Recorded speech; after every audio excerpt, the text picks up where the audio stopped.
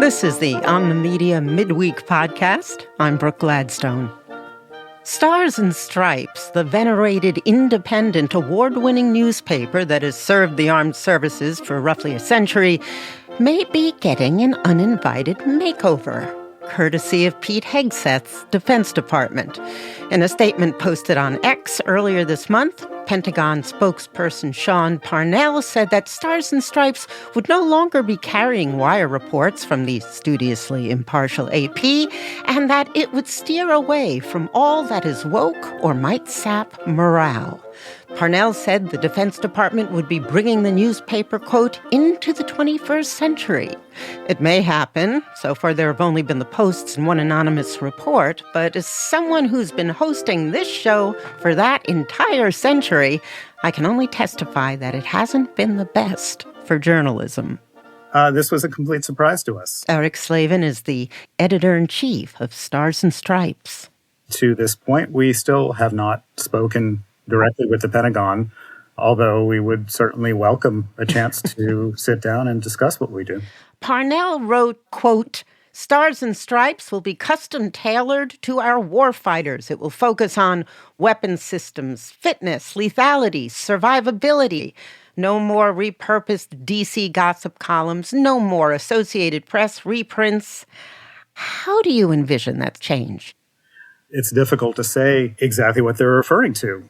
No other news organization that I'm aware of is on the ground in a lot of remote bases throughout Europe and the Pacific, providing really granular military news. Mm-hmm. We have used wire stories to round that coverage out because we can't be everywhere at once. And we think that, for example, a soldier who's out in a very remote area in the desert might want to know what happened with the NFL.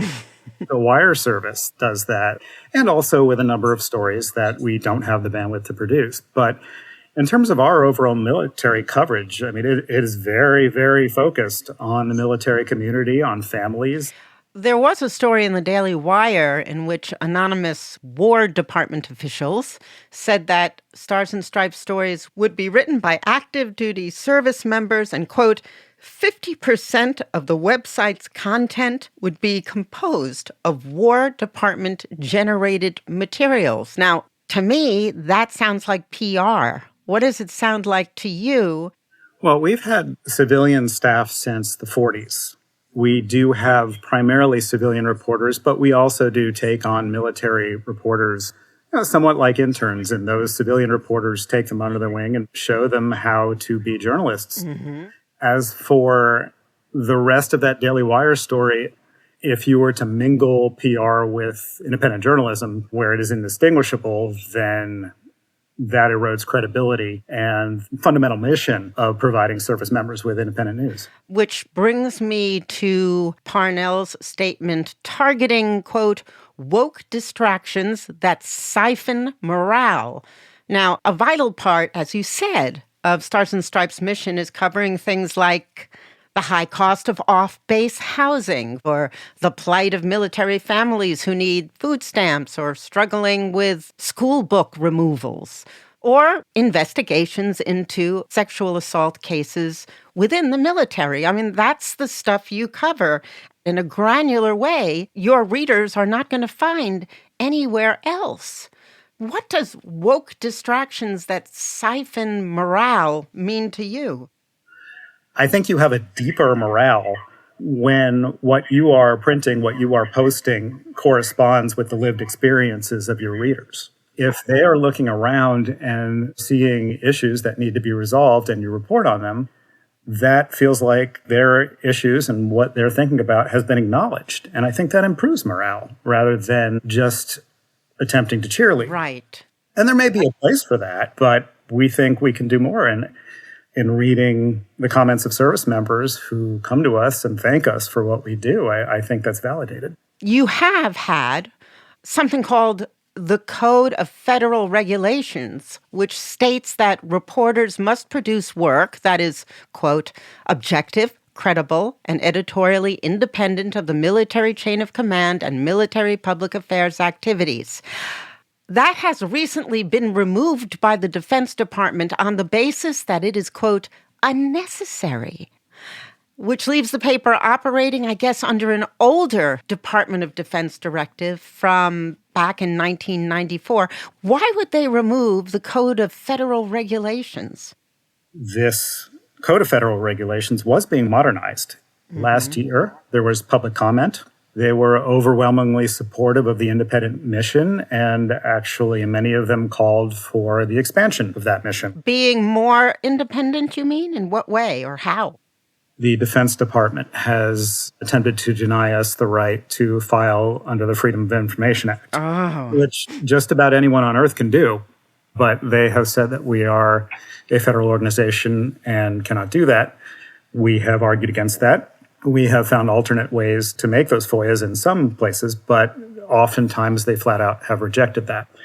At the moment, there is a Department of Defense regulation still in effect, which says that Stars and Stripes cannot be subject to news management or censorship by military or government officials. So that is still in place. Then they can't be supplying 50% of its content directly from the Pentagon. That is true, but that is also a Department of Defense regulation, and the Department of Defense can change its own regulations. So that Code of Federal Regulations was a greater backstop to support the independence of the organization. That was rescinded without any notification. So a little history. In the midst of the Civil War, Stars and Stripes was started by some Union soldiers who'd captured an area that included a printing press. They went ahead and made their own paper. This, of course, during a war is so fraught that the Lincoln administration suppressed some 300 newspapers critical of the war. Then after the war, Stars and Stripes went dark for a while, I think. Can you pick it up from there? Sure, it reappeared in World War I. The first copy that I've seen from World War I had a big picture of Pershing. It was under President Wilson.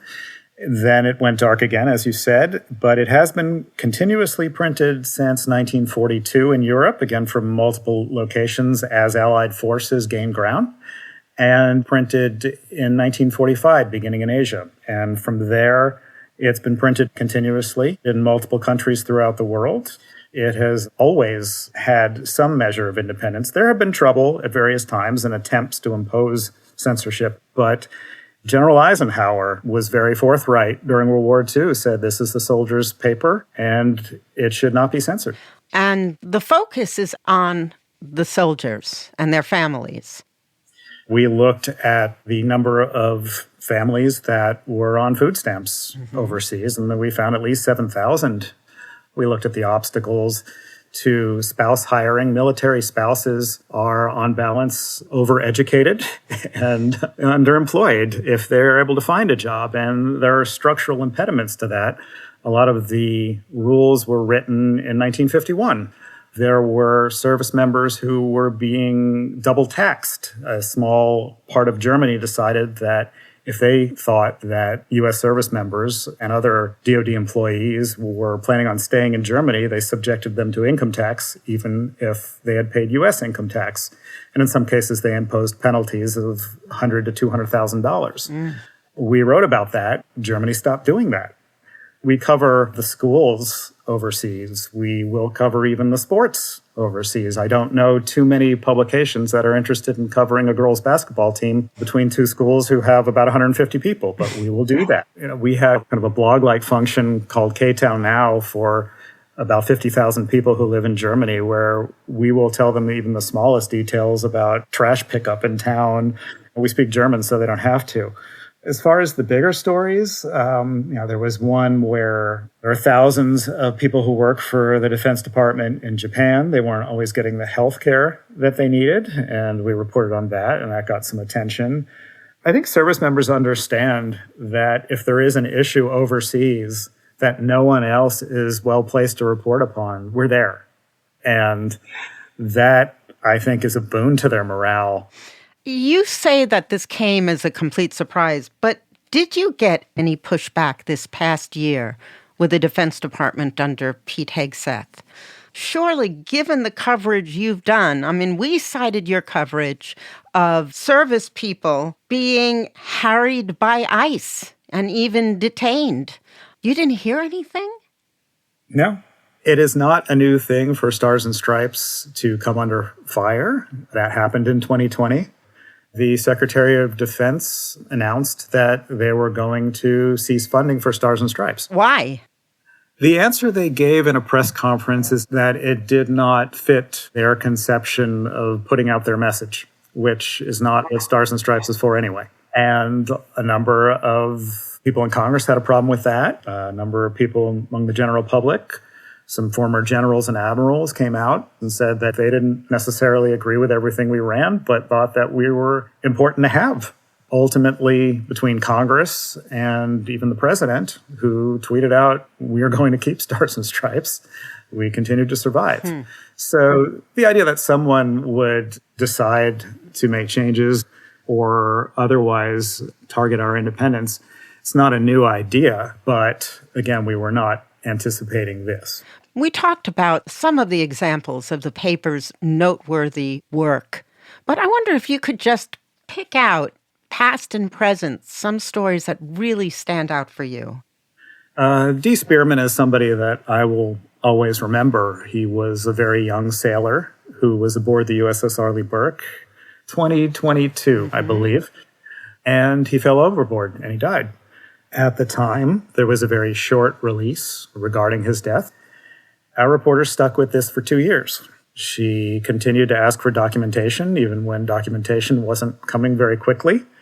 She did the interviews. She talked to the family members. Ultimately, what we found in some of the Navy's reports and from accounts from people aboard the ship was that D had fainted at least 4 times aboard the ship, twice when he was helming the ship. But he was sent to work alone on the top deck of the ship. There were improper lifelines, just a number of issues related to that really made you question, okay, was proper procedure followed and did he have to die? From that reporting, I would hope that the Navy may have learned something about how to handle these types of situations. And I think the family gained at least a little bit of closure knowing that their son's story was told. Is there another investigative piece you'd want to point to? We found out that service members, if they were questioned for a felony, it was being recorded in an FBI database as being convicted of a felony. That was being forwarded to the FBI, and it ended up being recorded as if they had actually committed crimes. And so service members, when they got out and they were looking for jobs, suddenly someone would tell them, you have a criminal record. How did that happen? Under the UCMJ, which is the Uniform Code of Military Justice, you would have investigators who would document that they had spoken to these people, and that was getting forwarded to the FBI, appearing as if they had been convicted of something, when in effect they had never even been arrested. They're getting their records expunged? Well, they're trying. You've said that you've sent reporters into harm's way and that this isn't a regular journalism job. You've lived through it yourself. You were a reporter for the publication for many years, covering the military from Iraq, Japan, South Korea. So what makes this job unique? Now, they are not doing the push-ups. They're not going through a lot of the stresses that active duty service members are, and we would never claim to do that. But moving every few years, issues at finance, moving to a new country, figuring out the paperwork that needs to be done on the Defense Department side. The reporters really live a lifestyle which is very similar to that of their readers. What do they say about your reporting? What are they usually getting in touch with you about? Their questions, I think, are more granular. They expect you to know what they're talking about and speak in very professional terms. And if you're wrong, they will call you out on it very quickly. So it really behooves us to have our stuff straight. You do also have a lot of people reach out when they feel like the bureaucracy is failing them. We will talk to them and we'll ask, have you gone through your chain of command? What have you tried to do about a particular problem? And sometimes we will make that phone call and ask a command and say, hey, what's going on here? Why does this sailor have mold in his room? And before you even have the chance to write the story, sometimes it gets cleared up just after we've made a phone call. But if you're not allowed to report on anything that saps morale... As you say, people would rather be seen than to be fed a line of what they know is BS. The world that they live in should be reflected to some degree in the paper that they read. Is that something the Pentagon doesn't seem to understand? Well, we have published stories of people doing very heroic things as well. I mean, the other day we had a story about some Marines in a ramen shop in Okinawa who saved somebody from choking. But sometimes things are not perfect, and service members are aware of that. And so we report it when it's news.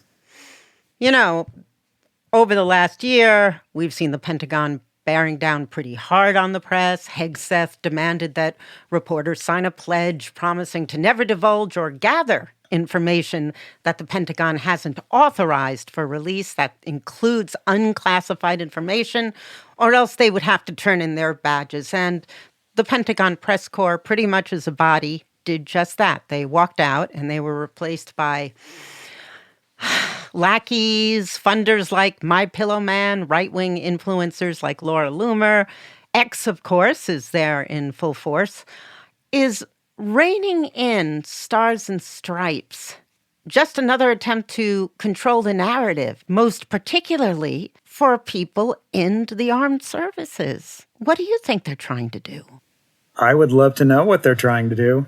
I really would, Brooke. I would love to sit down with them and have a discussion about what it is they want. I'm happy to talk about our mission, talk about the things that we do for our readers and for the military community. I know, but I just think that the people making these decisions, what they think of the audience that they want to tailor the Stars and Stripes to, tailor-made, as they said. Yeah, I guess that tweet enumerates some of the things that they consider important. And a lot of those things are subjects that we do cover. We just cover more than that. I don't know what we're doing that they disagree with because they haven't told us. But everything we do is for the service member. We try to give them well-rounded news so that they can participate as citizens in a democracy, while also explaining to them what the U.S. Armed Forces are doing and why they are where they are. You know, that's what we do, and that's what we're going to keep trying to do as long as we possibly can. So aside from this tweet and subsequent tweets, there haven't been any instructions that have come down to you. Do you have something to respond to, or are you just going to keep on keeping on? We are going to keep on keeping on because we have no real alternative. There's no message that has come to us beyond a social media post. That's it. That's it. What happens if they do come through with some instructions? Obviously, we're concerned about what might come given what we've seen, but we will attempt to explain what it is we do and why we do it. Hopefully we can sit down and have a conversation that is not on social media, and we can work out whatever differences we might have, and we can preserve Stars and Stripes as an independent news organization. So this could just be something they ran up the flagpole. It might not even be real. The post was real. We know that. Mm-hmm. But as to what they want to do beyond that post, I don't know how much credence to give what I've read in other news sources by anonymous sources. And I don't have any real details as to what it is they want to accomplish. Erik, thank you very much. Thank you. Erik Slavin is the editor-in-chief of Stars and Stripes. Thanks for listening to the Midweek Podcast. The big show posts, as it usually does, on Friday, roughly around dinner time. See you then, I hope.